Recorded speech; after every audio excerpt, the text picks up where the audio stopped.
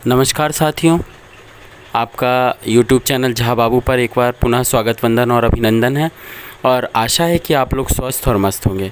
तो साथियों, आज एक और महत्वपूर्ण जानकारी जो हम समस्त कर्मचारियों से और समस्त शासकीय सेवकों से जुड़ी हुई है को लेकर के आए हैं।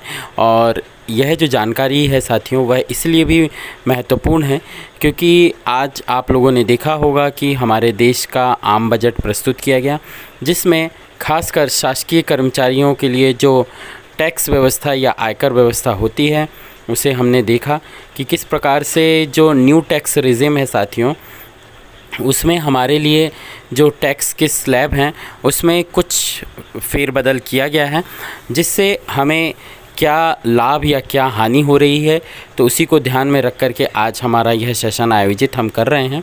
आशा है कि साथियों आप लोग वीडियो में अंत तक बने रहेंगे और आप लोगों को यह सेशन पसंद भी आएगा। साथियों, इसे हम एक उदाहरण के माध्यम से समझेंगे साथियों कि जो हमारी नई कर व्यवस्था होगी, जिसमें न्यू टैक्स स्लैब जो हमारे लिए निर्धारित किया गया है, वह हमारे लिए कितनी फ़ायदेमंद है और इसके तहत हम कितनी राशि अपनी बचा सकते हैं या कितनी राशि का हमें इसमें बेनिफिट प्राप्त होगा।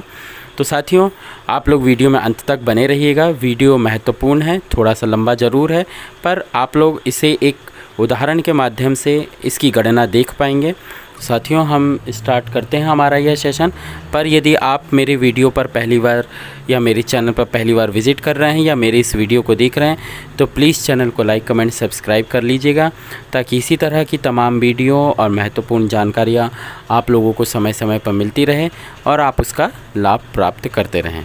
तो साथियों, हम स्टार्ट करते हैं हमारा सेशन और वीडियो में प्लीज़ अंत तक बने रहिएगा ताकि आप कोई भी जानकारी मिस ना कर पाएँ।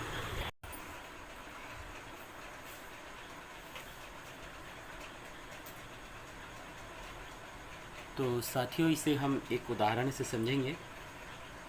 हम मान लेते हैं कि किसी शासकीय सेवक या किसी शासकीय कर्मचारी अधिकारी की आय जो सालाना या वार्षिक आधार पर 20 लाख रुपए है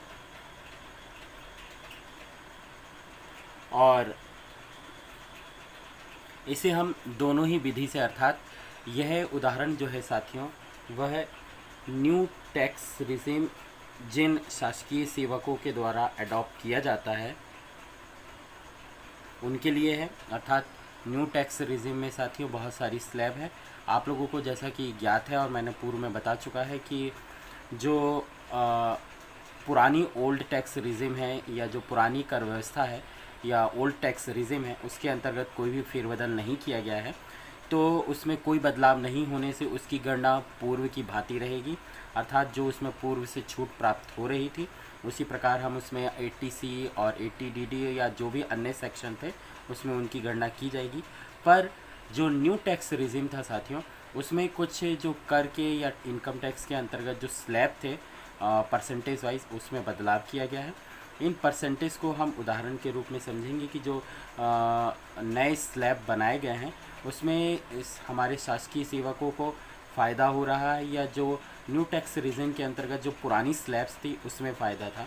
तो इसे उदाहरण के लिए समझने के लिए हमने साथियों किसी शासकीय सेवक की आय को 20 लाख रुपए मान करके इसके आधार पर हम गणना करेंगे और देखेंगे कि किसी को न्यू टैक्स रिजिम के अंतर्गत ओल्ड टैक्स स्लैब में या न्यू टैक्स स्लैब में कितना फ़ायदा हो रहा है। और यहाँ पर एक विशेष बात और ध्यान देने की है साथियों कि ये जो आज बजट पेश किया गया है, इस बजट के अंतर्गत जो भी टैक्स स्लैब निर्धारित किए गए हैं, यह आने वाले जो वित्तीय वर्ष है हमारा या जो वर्तमान में प्रचलित वित्तीय वर्ष है उसके लिए होता है। अर्थात यह वित्तीय वर्ष 24-25, जिसे हम असेसमेंट ईयर 25-26 के नाम से जानते हैं। अर्थात जब हम अगली बार हमारे कर का निर्धारण या आयकर गणना पत्रक भरेंगे, उस समय इस टैक्स स्लैब का उसमें उपयोग होगा। अभी हम वर्तमान में जो पुरानी टैक्स स्लैब है उसके आधार पर हम न्यू टैक्स रिजिम या ओल्ड टैक्स रिजिम का चयन करके अपने कर का गणना पत्रक और ITR फाइल करेंगे। यह जो नई टैक्स स्लैब बनाई गई है, यह फाइनेंशियल ईयर या फिक्सल ईयर जो है हमारा 24-25 उसके लिए निर्धारित किया गया है, जो असेसमेंट ईयर 25-26 पर लागू होगा। तो साथियों, हम इसे इस प्रकार से समझते हैं कि यदि किसी शासकीय सेवक की आय 20 लाख रुपए है और जो न्यू टैक्स रिजिम के अंतर्गत 50,000 रुपये का स्टैंडर्ड डिडक्शन था साथियों, इसे हम यदि 20 लाख रुपए में से माइनस कर देते हैं तो उस शासकीय सेवक की जो कर योग्य आय होती है साथियों, वह है 20 लाख रुपए के स्थान पर अब 19.5 लाख रुपए हो जाएगी। और अब हम 19.5 लाख पर जो है उसके कर का निर्धारण करेंगे। तो साथियों, जो न्यू टैक्स रिजिम के अंतर्गत जो हमारे पुरानी स्लैब थी, हम पहले उसमें देखते हैं कि इस पर हमें कितना कर देना पड़ेगा। इसके बाद हम देखेंगे कि जो नई टैक्स स्लैब निर्धारित की गई है तो उसमें किसी शासकीय सेवक को कितना देना पड़ेगा।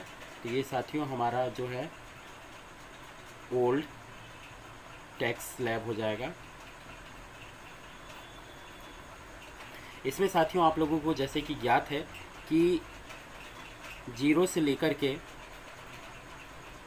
3 लाख तक की आय पर साथियों हमें 0% अर्थात कोई भी कर नहीं देना है। और 3 लाख 1 रुपये से लेकर के 6 लाख रुपए तक की आय पर हमें 5% की दर से, और 6 लाख 1 रुपये से लेकर के 9 लाख रुपए तक की आय पर 10% के मान से, 9 लाख 1 रुपये से लेकर के 12 लाख रुपए तक की आय पर हमें 15% के मान से, और 12 लाख रुपए या 12 लाख 1 रुपये से लेकर के 15 लाख रुपए तक की आय पर हमें 20%, और 15 लाख से जितनी भी या 15 लाख 1 रुपये से जितनी भी हमारी आय अधिक होगी उस पर हमें फ्लैट 30% का टैक्स शासन को देना है इनकम टैक्स के रूप में। तो साथियों, हम यदि यहाँ पर देखते हैं तो गणना में हमारी जो राशि निकल के आती है और न्यू टैक्स रिजिम के अंतर्गत ओल्ड टैक्स स्लैब के हिसाब से, तो यहाँ पर 3 लाख रुपए तक की आय पर हमें 0 रुपये का भुगतान करना है, अर्थात कोई भी टैक्स नहीं देना है। इसी प्रकार साथियों, यदि हमारी आय 3 लाख रुपए से अधिक पर 6 लाख रुपए से कम है तो यहाँ पर हमें 5% की दर से 15,000 रुपये इनकम टैक्स देना होगा। यदि हमारी आय 6 लाख रुपए से अधिक पर 9 लाख रुपए से कम है साथियों तो 30,000 रुपये इनकम टैक्स लगेगा। यदि हमारी आय 9 लाख रुपए से अधिक पर 12 लाख रुपए से कम है तो 15% की दर से हमें 45,000 रुपये देना होगा इनकम टैक्स। यदि हमारी आय साथियों 12 लाख रुपए से अधिक है परंतु 15 लाख रुपए से कम है तो हमें 60,000 रुपये 20% के हिसाब से। और अब चूँकि साथियों बारी आती, हमने उदाहरण के लिए 20 लाख रुपए का उदाहरण लिया था कि यदि किसी शासकीय कर्मचारी की आय 20 लाख रुपए है तो इसे हम एक उदाहरण के रूप में आय मान रहे थे, तो हम गणना भी उसी के अनुसार करेंगे। हमने यहाँ पर 50,000 रुपये स्टैंडर्ड डिडक्शन के माइनस पहले ही कर दिए थे। तो जो शासकीय कर्मचारी की सकल आय स्रोत कहलाएगी साथियों वह 19.5 लाख रुपए थी। इस प्रकार हमने चूँकि 15 लाख रुपए तक की आय की गणना या आयकर गणना कर ली है साथियों। अब हमारे पास 15 लाख रुपए से जो अधिक की आय बनती है साथियों वह हमारी बनती है यहाँ पर 19.5 लाख, अर्थात हमारे पास जो यहाँ पे रिमेनिंग अमाउंट आ रहा है साथियों वह आ रहा है 4.5 लाख रुपए। अर्थात अब हम 4.5 लाख रुपए पर 30% की यदि गणना करेंगे साथियों तो यह राशि हमारी जो निकलेगी वह 1,35,000। इसे हम गणना करेंगे साथियों तो आप लोग गणना करके देख लीजिएगा। यह राशि जब हमारी 4.5 लाख रुपए की हमारी जो 15 लाख के ऊपर की जो हमारी आय है अर्थात 19.5 लाख रुपए तक, वह हमारा रिमेनिंग अमाउंट है 4.5 लाख रुपए। और 4.5 लाख रुपए पर जब हम 30% की गणना करते हैं साथियों तो हमारी आयकर गणना 30% के हिसाब से 1,35,000 आती है। इस प्रकार साथियों जब हम इसका योग करेंगे, योग करने पर हम देखते हैं कि हमारा जो सकल योग आ रहा है साथियों वह इन सब का टोटल करने पर 2,85,000 2,85,000 रुपये हमें कुल आय कर गणना अर्थात हमारी जो इनकम टैक्स की राशि निकल रही है साथियों, वह है 2,85,000 की निकल रही है, जिसे हमने ओल्ड टैक्स स्लैब के अंतर्गत निकाल कर देखा। अब हम साथियों हमारी जो आय की गणना है वह न्यू रिजिम के अंतर्गत ही जो न्यू टैक्स स्लैब होगा, अर्थात जो हमारे आने वाले वित्तीय वर्ष 2024-25 में होगा, यह हमारा फाइनेंशियल ईयर कहलाएगा साथियों। और जो हमारा असेसमेंट ईयर कहलाएगा साथियों, वह है 2025-26 कहलाएगा। इसके अंतर्गत साथियों जो आप लोगों ने देखा है कि आज नई व्यवस्था की गई है, तो इसमें सबसे पहले साथियों एक जो लाभ दिया गया है वह 75,000 स्टैंडर्ड डिडक्शन किया गया है। अर्थात जो पूर्व में हमारा स्टैंडर्ड डिडक्शन 50,000 था, उसके स्थान पर अब हम 75,000 रुपये की राशि को स्टैंडर्ड डिडक्शन के रूप में माइनस करेंगे। अर्थात अब हमारी जो 20 लाख रुपए हमने एक शासकीय कर्मचारी की आय की गणना के लिए निर्धारित की थी, वहाँ पर अब हमें यदि हम 20 लाख रुपए में से 75,000 रुपये माइनस करते हैं या घटाते हैं साथियों, तो हमारी सकल स्रोतों से आय 19,25,000 रुपये निर्धारित होती है। अर्थात 19,25,000 पर अब हम आय की गणना या आयकर की गणना करेंगे। साथियों अब हम यहाँ पर देखते हैं कि वही हमारी जो है गणना रहेगी। इसमें 0 से लेकर के 3 लाख रुपए तक 0% की दर से आयकर, अर्थात 3 लाख रुपए तक हमें कोई भी आयकर भुगतान नहीं करना है। इसी प्रकार यहाँ पर अब 3 लाख रुपए से साथियों जो हमने पूर्व में देखा था कि 6 लाख रुपए तक थी स्लैब, वह यहाँ पर हो चुकी है 7 लाख रुपए। और इसका जो परसेंटेज है साथियों वह 5% पूर्व की भांति रहेगा। अब जहाँ हमें 6 लाख रुपए से 9 लाख रुपए पर 10% की दर से भुगतान करना था, वहाँ 7 लाख से लेकर के 10 लाख रुपए तक की आय पर 10% के मान से, 10 लाख रुपए से अधिक आय होने पर परंतु 12 लाख रुपए से कम होने पर 15% के मान से, 12 लाख रुपए से अधिक होने पर परंतु 15 लाख से कम होने पर 20% और 15 लाख रुपए से अधिक पर 30%। अर्थात साथियों आप लोग एक समानता देख पा रहे होंगे कि जो लास्ट की 2 टैक्स स्लैब है अर्थात 20% की और 30% की, वह पूर्व की भांति है 12 लाख से 15 लाख के मध्य, और 15 लाख से अधिक होने पर 30% तथा 12 लाख से 15 लाख के मध्य 20% की मान से हमें भुगतान करना है। अब हम यहाँ पर राशि की गणना करके देखते हैं साथियों कि जो ओल्ड टैक्स स्लैब में हमने राशि की गणना की थी, तो न्यू टैक्स स्लैब में हमें कितनी राशि आयकर के रूप में हमारी निर्धारित होती है। चूँकि 0 से 3 लाख रुपए तक की आय पर 0 राशि है, अर्थात हमें कोई कर नहीं देना है। 3 लाख से 7 लाख रुपए तक की आय पर हमें साथियों 5% की दर से जब हम आयकर की गणना करते हैं तो यह राशि हमारी 20,000 रुपये निकल कर आती है। इसी प्रकार 7 लाख रुपए से 10 लाख रुपए तक के मध्य हमें 10% के मान से भुगतान करना है आयकर का, तो यह राशि साथियों हमारी 30,000 रुपये निकल कर आती है। इसी प्रकार हमारी आय 10 लाख रुपए से अधिक परंतु 12 लाख रुपए से कम होने पर हमें 15% के मान से आयकर की गणना करनी है, तो यह राशि साथियों हमारी 30,000 रुपये आती है। 12 लाख से 15 लाख के मध्य पुनः पूर्व की भांति 20% अर्थात यह राशि हमारी 60,000 रुपये रहेगी। और 15 लाख रुपए से अधिक जितनी भी होगी उस पर फ्लैट 30% अर्थात 30% की दर से आयकर की गणना करना है। साथियों हमने देखा था कि पूर्व में 20 लाख रुपए जब हमने निर्धारित किया था हमारी सकल स्रोतों से आय, उसमें हमने 50,000 का स्टैंडर्ड डिडक्शन करने के पश्चात हमारी जो आय थी वह 19.5 लाख थी तथा 15 लाख रुपए से अधिक जो अमाउंट था उस पर 30% करना था। तो हमारा रिमेनिंग अमाउंट साथियों 4.5 लाख रुपए प्राप्त हो रहा था। वैसे ही यहाँ पर हमारा जो साथियों 15 लाख रुपए से आय अधिक है, परंतु यह 19.25 लाख अर्थात 19,25,000 है। तो यहाँ पर जो हमारा रिमेनिंग अमाउंट है साथियों वह है 4,25,000 है।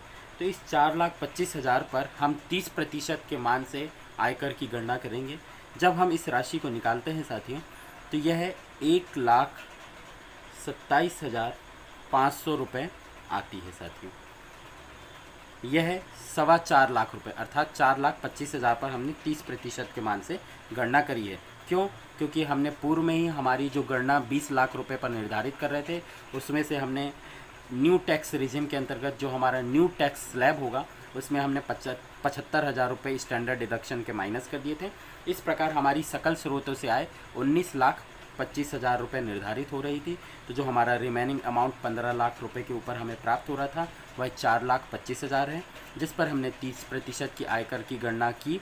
तो हमारा जो 30% की राशि निर्धारित हो रही है साथियों वह 1,27,500 रुपये हो रही है। जब हम इसका योग करेंगे साथियों तो यह राशि हमें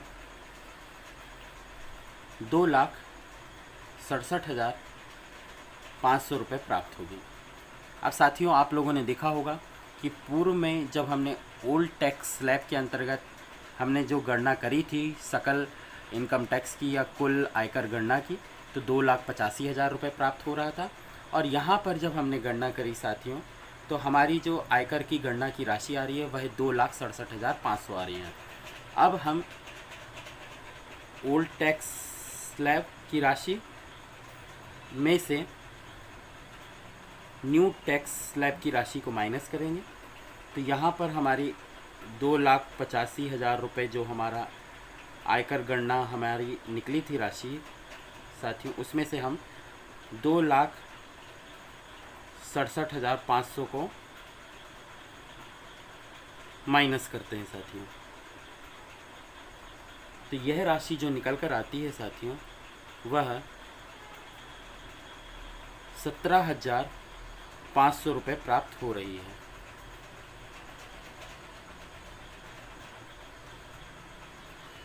तो इस प्रकार आप लोगों ने देखा होगा कि साथियों यह जो न्यू टैक्स रिजिम के अंतर्गत एक नई कर स्लैब का निर्धारण किया गया है।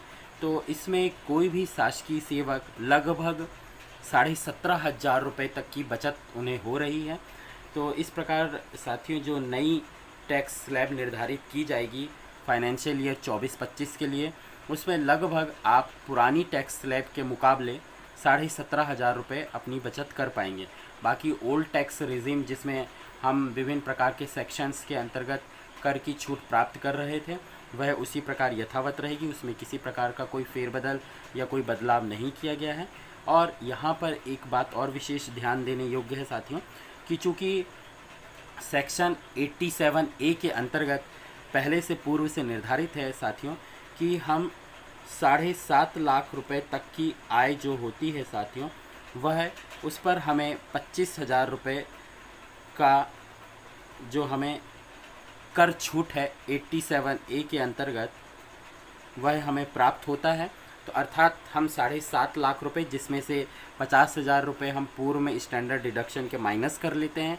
इस प्रकार हमारी जो राशि हमें प्राप्त होती है वह 7 लाख रुपए की प्राप्त होती है। 7 लाख रुपए पर जब हम साथियों कर की गणना करते हैं तो वह 25,000 रुपये आती है साथियों। और 25,000 रुपये पर हमें सेक्शन 87A के अंतर्गत जो न्यू टैक्स रिजिम है उसमें हमें छूट प्राप्त होती है अर्थात 7 लाख रुपए तक की आय पर हमें कोई भी कर नहीं देना होता है। तो साथियों यह तो था न्यू टैक्स रिजिम के अंतर्गत जो ओल्ड टैक्स स्लैब है और जो नया टैक्स स्लैब है उसमें आप लोगों को किस प्रकार से अपने आयकर की गणना करनी है और आप उसमें किस प्रकार से अपनी राशि की बचत कर सकते हैं। तो आशा है कि साथियों आप लोगों को वीडियो पसंद आया होगा। फिर आप लोगों को एक नई जानकारी के साथ आप लोगों से भेंट और मुलाकात होगी। तो साथियों, वीडियो में अंत तक बने रहने के लिए आप लोगों का बहुत बहुत धन्यवाद। और आशा है कि आज जो नई कर व्यवस्था मुख्य रूप से न्यू टैक्स रिजिम के अंतर्गत निर्धारित की गई है, वह उसके लिए जो मेरे द्वारा आप लोगों को उदाहरण के माध्यम से समझाइश दी गई है वह समझ में आई होगी। और जानकारी कैसी लगी प्लीज़ आप लोग कमेंट करके ज़रूर बताइएगा। इसी तरह की तमाम जानकारियाँ लेकर के मैं चैनल के माध्यम से उपस्थित होता रहूँगा, और इस जानकारी को आप अपने साथियों के साथ शेयर और साझा भी कर सकते हैं, ताकि वह भी आने वाले समय में जब न्यू टैक्स रिजिम का ऑप्शन सेलेक्ट करेंगे तो किस प्रकार से अपने आय की गणना उन्हें करनी है और उसमें किस प्रकार से आयकर का निर्धारण करना है वह समझ पाएंगे, और यह जो वीडियो है उनके लिए सार्थक सिद्ध होगा। और बात रही साथियों ओल्ड टैक्स रिजिम की, तो उसमें किसी भी प्रकार का फेरबदल या बदलाव नहीं किया गया है, वह व्यवस्था पूर्ववत लागू रहेगी। परंतु प्रयास यह किया गया है साथियों कि अधिक से अधिक कर्मचारी, जैसा कि आज बताया भी गया है कि लगभग 2/3 जो टैक्स पेयर हैं उन्होंने न्यू टैक्स रिजिम को अडॉप्ट किया है। तो शासन की मंशा भी यही है कि अधिक से अधिक शासकीय सेवक जो हैं वह न्यू टैक्स रिजिम को अडॉप्ट करें और इसका लाभ लें। तो साथियों, फिर किसी जानकारी और किसी वीडियो के माध्यम से आप लोगों से भेंट और मुलाकात होगी। तब तक के लिए साथियों आप लोगों का धन्यवाद। जय हिंद, वंदे मातरम।